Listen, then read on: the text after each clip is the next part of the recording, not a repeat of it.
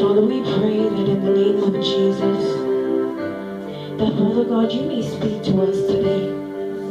Father, whatever situation that we are going through, whatever trials that we are passing by, but Father, I pray that your word may be an answer to our problem.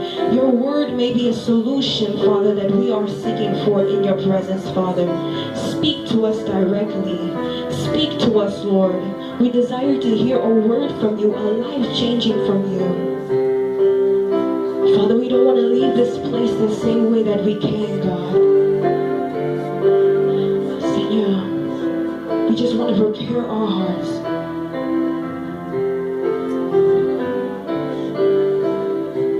Quand je t'ouvre mon cœur, je te vois, Seigneur.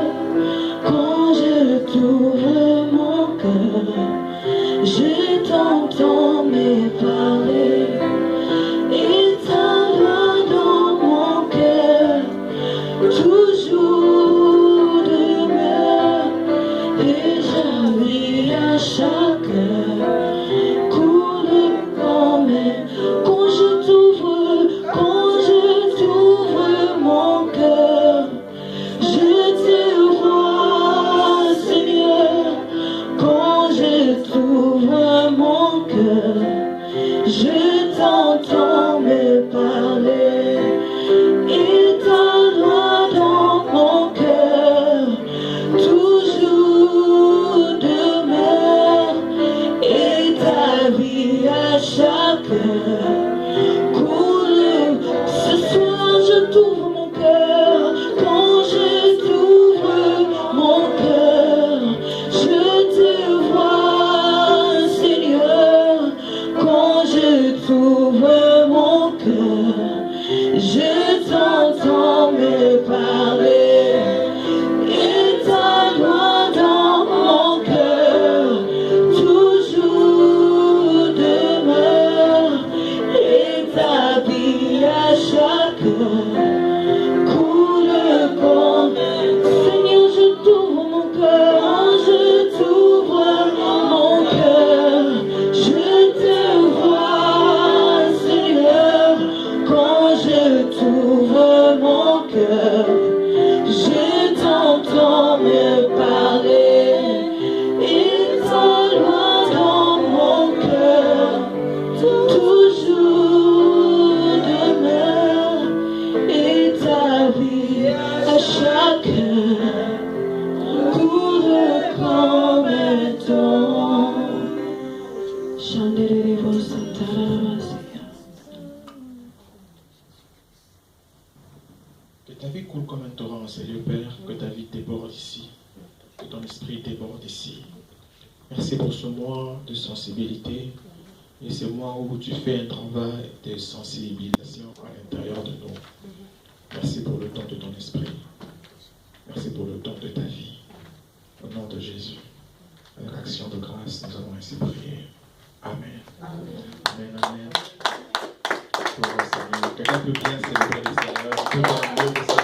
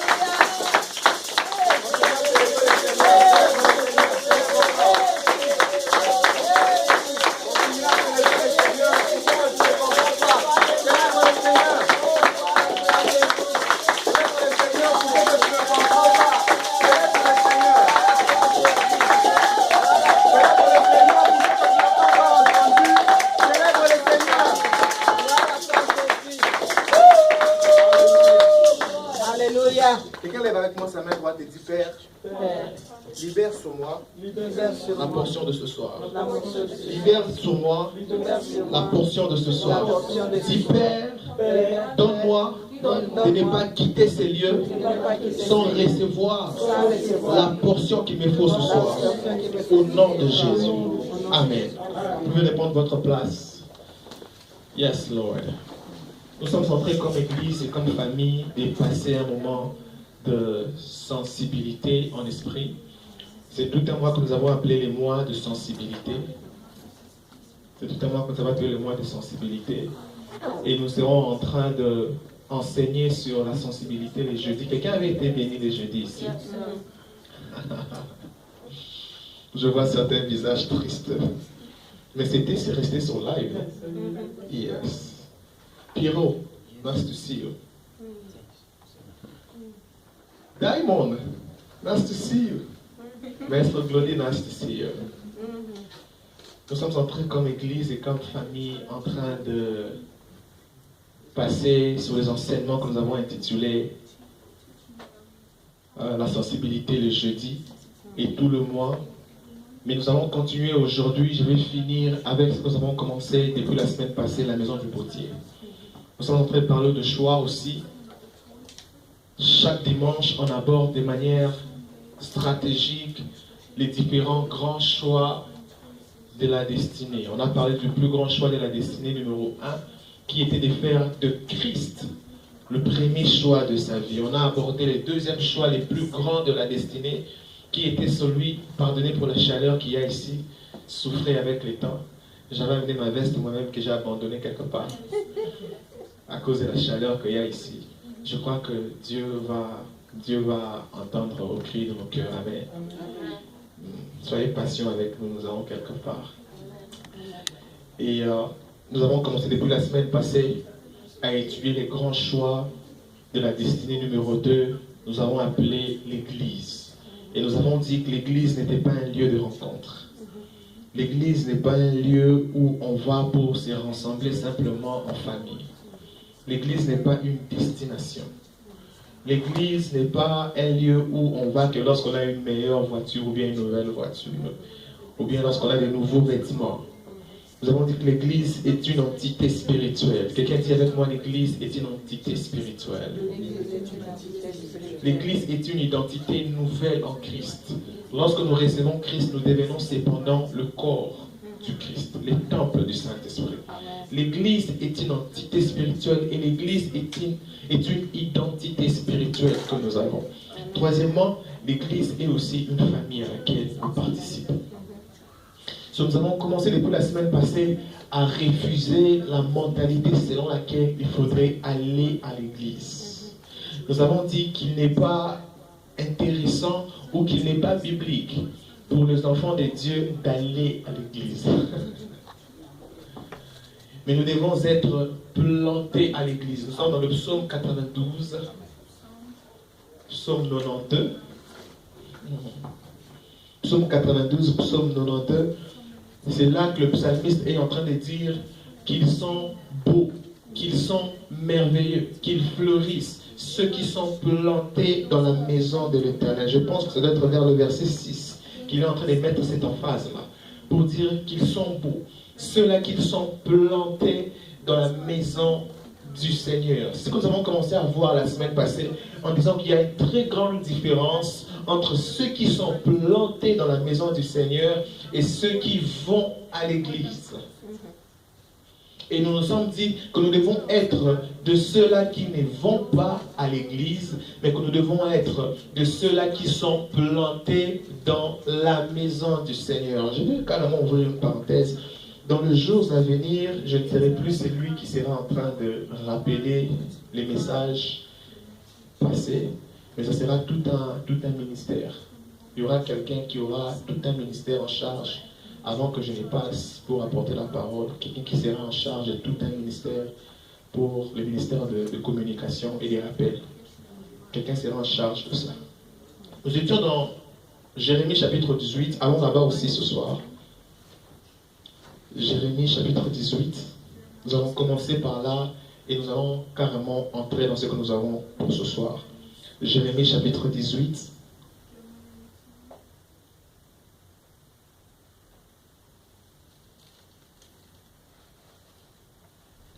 Nous allons commencer au premier verset. Si Jérémie a disparu dans ta Bible, c'est après Isaïe. Cantique des cantiques, Ecclésiaste, Proverbe. Je ne vois pas Jérémie dans ma Bible, c'est après Isaïe. Apparemment, j'ai entendu les cris de quelqu'un ici. Voilà, le premier verset. La parole qui fut adressée à Jérémie de la part de l'Éternel en ce moment. Lève-toi et descends dans la maison du potier. Là, je te ferai entendre mes paroles. J'ai descendu dans la maison du potier et voici, il travaillait sur un tour. Et voici, il travaillait sur un tour. Les vases qu'il faisait ne réussissent pas. Comme il arrive à l'argile dans la main du potier. J'aime la phrase qui suit.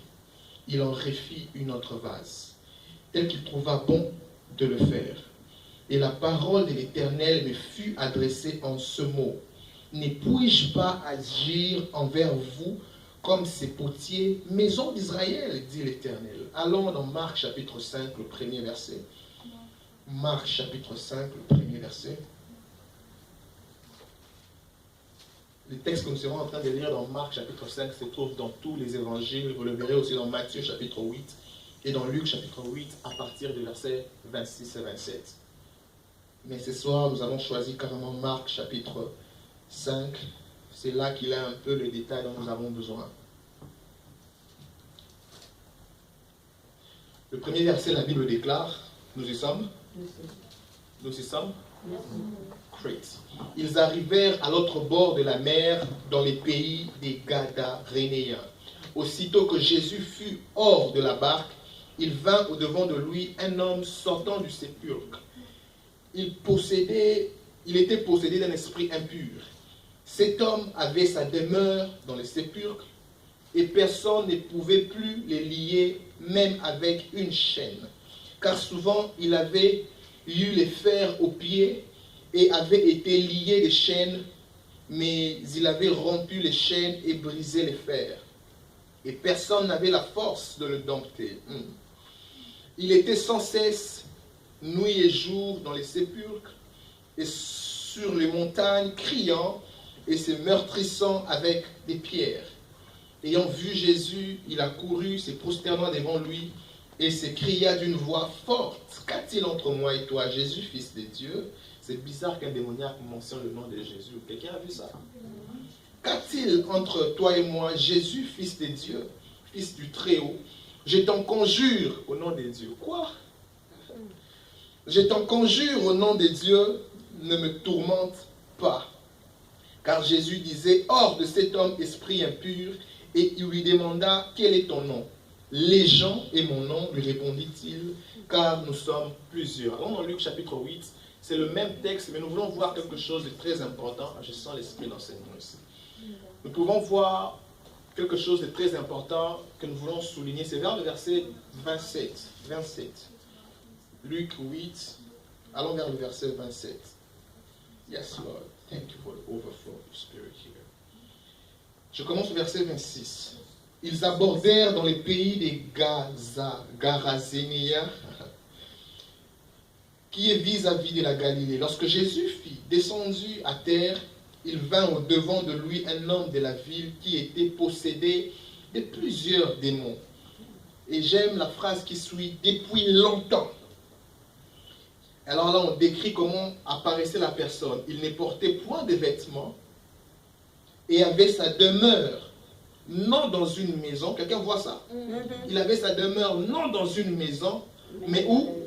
Dans le sépulcre. Aïe, aïe, aïe. Ayant vu Jésus, il poussa un cri, se jeta à ses pieds et dit d'une voix forte, « Qu'a-t-il entre toi et moi, Jésus, Christ, fils de Dieu, fils du Très-Haut? Je t'en supplie, ne me tourmente pas, car Jésus commandait à l'esprit impur de sortir de cet homme dont il s'était emparé depuis longtemps. On les gardait liés des chaînes et des fers aux pieds, mais il rompait les liens et il était entraîné par les démons dans le désert. » Amen. Amen. Je prendrai la tâche de souligner quelques petits éléments qu'on a commencé à voir la semaine passée avant d'entrer dans le vif du message qu'on a pour ce soir. Nous étions en train de parler sur la maison du potier. Nous étions dans Jérémie chapitre 18 où nous avons vu les prophètes qui étaient dans un lieu spécifique mais qui entendent la voix de Dieu. Lorsque Dieu est en train de vouloir parler aux prophètes, bizarrement, Dieu demande aux prophètes de se déplacer d'où est-ce qu'il était pour aller dans la maison du potier. Nous sommes dit qu'il arrive des moments où Dieu ne te dira pas tout partout. Que quelquefois, la location, l'endroit où nous sommes est aussi important que Dieu. J'aime le déplacement que Dieu a voulu faire aux prophètes de Dieu. Dans un sens de lecture générale, on peut voir seulement Dieu demandant aux prophètes de se déplacer. Alors que dans la lecture prophétique, les déplacements font allusion à un mouvement. Ça fait allusion à une croissance. Ça fait allusion à une amélioration. Ça fait allusion à un changement d'angle et à un changement de point de vue. Il dit, je veux te parler. Mais pour que je te parle, tu dois être en mesure de changer ton point de vue. Tu dois être en mesure de grandir un tout petit peu. Ceux qui sont avec moi à l'étude biblique connaissent qu'on a parlé de l'onction mala. Vous vous rappelez de ça? L'onction mala qui exige à ce que l'homme qui a l'onction reçoive une certaine dose de connaissance avant que l'onction qui demeure à l'intérieur ne se manifeste. Et le prophète est en train de recevoir de Dieu la sagesse en lui disant, je veux te parler, mais ce que j'ai à te dire ne te sera pas bénéfique si tu restes là où tu es.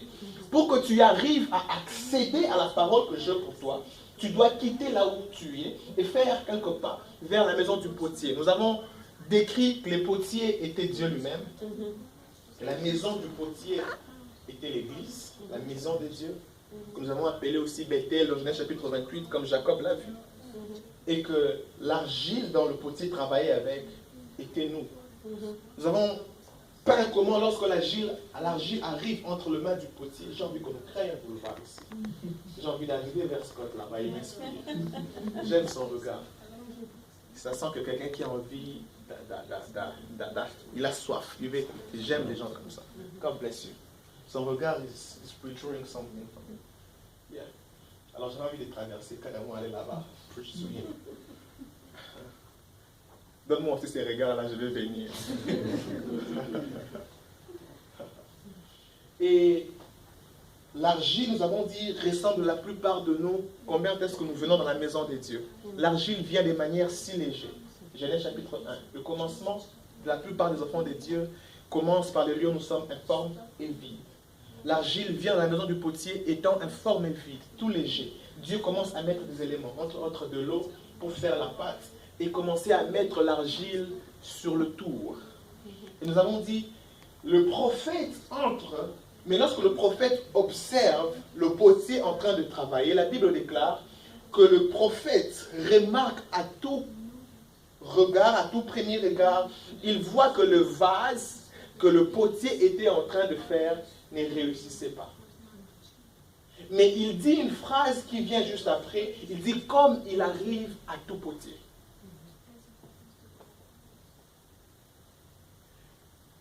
C'est une parenthèse très importante à remarquer. Lorsqu'il arrive, il fait une mauvaise lecture et puis il se corrige plus tard, il dit « Oh, évidemment, c'est ce qui arrive à tout potier. » Nous voulons comprendre ici qu'il est en esprit, il est en train de tout voir avec l'œil spirituel. Mais autant spirituel qu'il était en train de voir, il regarde, il commence d'abord par faire une mauvaise lecture. Pourquoi? Parce qu'il voit l'argile en train de tourner et parce qu'il voit quelques argiles en train de tomber par-ci, par-là. Et ce qu'il voit lui fait faire dire que ce que le potier était en train de faire ne réussissait pas. Alors que la réussite de ce que le potier fait dépend quelquefois du fait que l'argile continue à tourner constamment et que le potier est en train de continuer à travailler sur l'argile encore et encore. Vous savez, famille de Dieu, il existe des moments où même les hommes spirituels peuvent faire de mauvaises lectures sur votre vie. Yes. Amen. J'aime lorsque Joseph est en train de rêver, il n'arrive pas à interpréter son rêve, il amène son rêve vers ses frères, même vers son père, Jacob. Jacob dit, tu veux donc dire que moi et ta mère, nous nous prosternerons devant toi? Mauvaise lecture. Il y a une autre femme dont un homme de Dieu a fait une mauvaise lecture de sa situation dans la Bible. C'était Anna. On raconte sur Anna, après 10 ans de mariage sans pour autant avoir d'enfant. La Bible déclare qu'ils avaient habitude d'aller de temps en temps à Shiloh pour rendre culte chaque année. Et ils vont rendre culte ce jour-là. Anne avait tellement envie d'avoir un enfant qu'elle en faisait un sujet de prière. Elle priait jusqu'à ce qu'elle n'avait plus de voix. Et la Bible déclare qu'elle était quelque part, non pas debout, mais peut-être qu'assise ou à genoux. Tout ce qu'elle faisait, c'était juste faire des gestes. Et en Israël, il est important de comprendre que lorsqu'on priait, on prononçait, on déclare, on parle à haute voix. Et il y avait les sacrificateurs Élie qui étaient assis de l'autre côté, qui observaient Anne. Dès lorsque Anne était, elle ne disait rien. Elle faisait...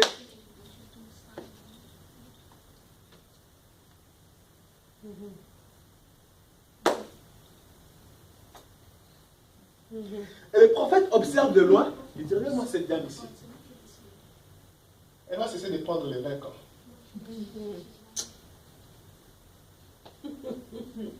Le prophète vient même, le sacrificateur, les pasteurs de l'église. Il vient dire, jusqu'à quand tu cesseras de prendre les 20 ans? Mauvaise lecture. Anne regarde, dit, mon Seigneur, ce n'est pas que je suis ivre. Ta servante est en train de traverser des moments de douleur. C'est comme ça que je suis en train de prier vers le Seigneur.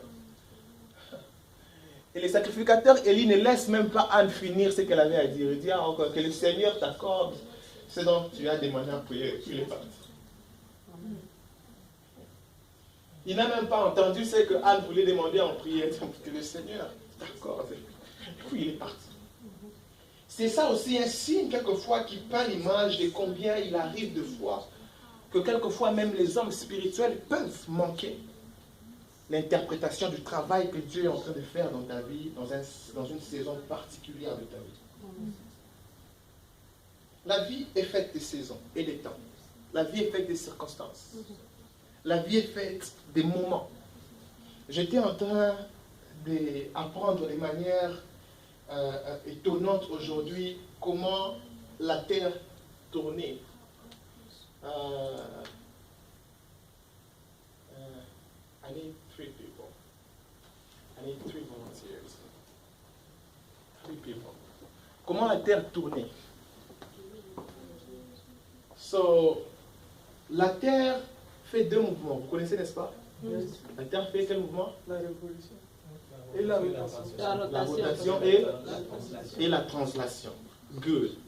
La rotation, c'est le mouvement que la Terre fait autour d'elle-même. C'est-à-dire que lorsque la Terre tourne, elle tourne comme ça.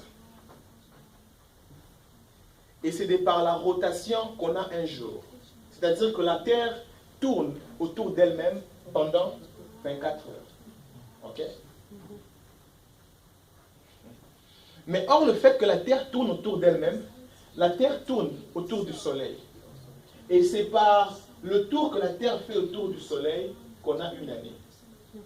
C'est-à-dire quand la Terre quitte ici et fait les tours complets autour du Soleil, pour retourner ici, nous avons une année. Maintenant, vous êtes des autres planètes, n'est-ce pas? Vous allez m'aider à tourner aussi. Nous avons imaginé que ça c'est le Soleil. Ça c'est le Soleil. Et lorsque la Terre est ici, la Terre est en train de continuer à tourner tout en tournant autour du Soleil. Et les endroits par lesquels la Terre a l'éclairage, c'est l'endroit vers lequel la Terre est exposée au Soleil. Quelqu'un me suit toujours? Lorsque la Terre tourne, la Terre n'a pas la lumière totalement au même endroit. La lumière dépend de l'endroit vers lequel la Terre est exposée au Soleil. Voilà pourquoi la prière de Josué était une prière très dangereuse. Parce que, or, le fait que la Terre tourne, les autres aussi tournent. Eux tous tournent sous un mouvement permanent et un mouvement constant. Quelqu'un me suit? Tournons, allons-y. Non, non, ne tournez pas, vous aurez des vertiges. Imaginez seulement que nous sommes en train de tourner et en tournant sur nous-mêmes. Okay? Nous sommes en train de tourner. Nous tournons. Nous tournons. Quand j'arrive ici, j'ai fait 1 année. Josué n'est pas encore né. Nous tournons. Nous tournons. Avec tous les autres. Vous remarquez quand j'arrive ici, vous remarquez que les autres aussi s'arrêtent. Pourquoi s'ils ne s'arrêtent pas, il y aura crash cosmique. Vous remarquez? Lorsque je m'arrête, eux aussi sont obligés de s'arrêter. Nous tournons. Il y a un homme qui naît, il s'appelle Josué. Il commence à grandir, il a les combats, il ne connaît rien de ce qui se passe sur la géographie. Mais il veut que Dieu intervienne sur sa vie. Il prie, il demande au soleil de s'arrêter, le soleil s'arrête. Géographiquement parlant, le soleil, lui, est toujours là. C'est les autres qui tournent autour du soleil. Malgré l'erreur de la prière de Josué, Dieu répond quand même à sa prière. Selon les géographes, c'est devait être la terre qui s'est arrêtée. La terre s'arrête, mais qu'en est-il des autres qui doivent continuer à tourner?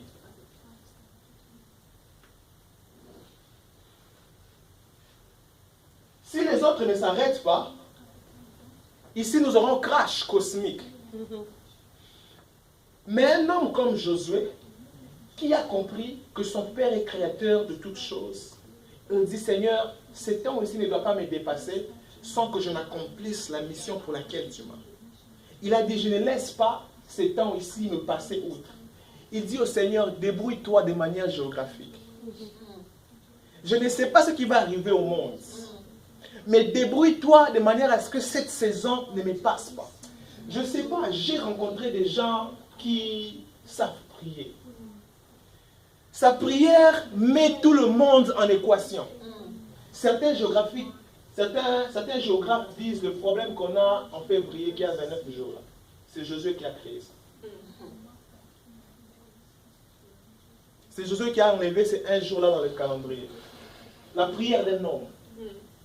Il dit, Seigneur, je suis dans une saison où les choses me sont favorables. Si ce temps ici me passe, il fera sombre. Les ennemis iront se reposer. Il faudrait que ce temps ici reste comme ça pour que j'arrive à finir à battre tous mes ennemis. Mais qu'arrivera-t-il à tous les autres? Il a dit, ça m'éneme. Ce que je suis en train de vouloir dire, c'est que Seigneur, ça c'est ma saison, et ma saison ne doit pas me passer sans que je n'ai accompli à 100% ce que je suis capable d'accomplir. C'est ça le problème de beaucoup de personnes. Ils sont passifs quand Dieu ouvre une saison. La vie est faite de temps et de saisons. Écoutez, ce n'est pas tous les jours que ton pasteur est sous l'onction des chars de feu. Élisée, tu ne vois pas Élie sous les chars de feu tous les jours. Mais lorsque tu le vois sous les chars de feu, tu comprends que c'est le jour où je dois recevoir mon manteau. Il y a des gens comme ça, tu vois ton pasteur sous les chars de feu, tu regardes. Le pasteur a bien fait ça aujourd'hui. You are not sensitive. Stay there. Tu vas laisser ta saison passer. La vie est faite de saisons, de temps, de moments, de secondes. Et à cause d'un homme, toute la création a ce problème-là du 29 février. Qu'est-ce qui est arrivé aux autres? I don't know. I don't know what happened aux autres. I don't know. La terre a arrêté de tourner. Je ne sais pas si la terre a arrêté de tourner autour d'elle-même parce que c'est autour d'elle-même qu'elle garantit le jour. Mais la terre a cessé de tourner parce que Dieu voulait garder une saison de la vie de Josué. Ça nous montre une deuxième chose. Prenez place. Où vous restez. Ça nous montre une seconde chose. La seconde chose, c'est que si je me positionne ici face au soleil, c'est-à-dire que mon côté qui vous fait face sera vers l'obscurité. Et si ça c'est le soleil, ce côté ici sera éclairé. Dis, aide-moi à dire à ton voisin, chacun à son tour. Chacun à son tour. Aide-moi encore à dire à ton voisin, chacun a son tour. Voilà pourquoi il faudrait rester sur le tour.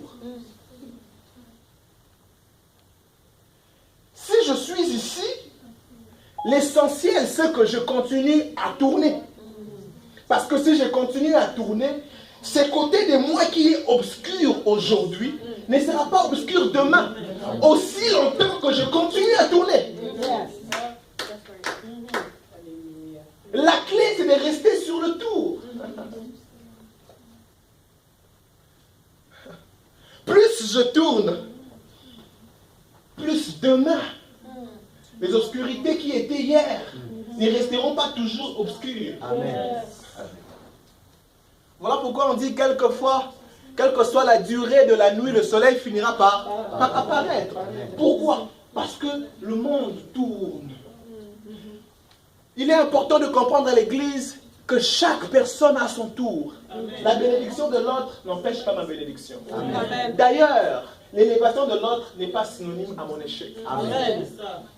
Il est simplement en train de tourner et il arrive au moment où le soleil lui éclaire, lui. Amen. Vous savez quoi? Pendant qu'il fait jour ici aujourd'hui, il fait sombre en Afrique. Yes. Et c'est quoi? C'est question de saison. Nous, on se réjouit du beau temps, on peut sortir, on se réjouit de l'éclairage et tout. Mais demain, il arrivera aussi un moment où on sera en train d'aller au lit pour aller dormir. Et eux vont sortir. Dis encore à quelqu'un, hein, chacun a son tour. Pendant que l'éclairage est ici et qu'il y a l'obscurité là-bas, ce serait une folie pour moi de me mettre à me moquer de ceux qui sont sous l'obscurité. Amen. Et j'aime ce que le prophète est en train d'apprendre dans la maison du potier. La Bible dit, va dans la maison du potier, observe. Et ce que tu verras là-bas sera une parole prophétique. Amen. Et lorsque le prophète va, il observe tout ce qu'il voit. Il voit que l'argile est en train de tourner. Et que certaines choses sont en train de tomber. Et maintenant Dieu le dit, puis-je agir envers vous, maison d'Israël, comme ce potier? Puis-je travailler envers vous, maison d'Israël, comme le potier travaille dans sa maison? Puis-je avoir le temps de travailler avec vous, comme le potier travaille avec l'argile? Et la beauté de l'argile dépendra du moment où le potier prendra beaucoup du temps à travailler dessus. Plus le potier travaille dessus, plus le potier améliore la qualité de l'argile. L'argile cesse de n'être qu'argile. L'argile commence à devenir un chant d'œuvre, commence à devenir une œuvre d'art. Après, elle cesse de n'être qu'argile. On l'appelle maintenant vase. Dis à quelqu'un, ne me juge pas plus tôt. Laisse les potiers travailler en vous. Vous savez, c'est une folie de juger quelqu'un à son commencement.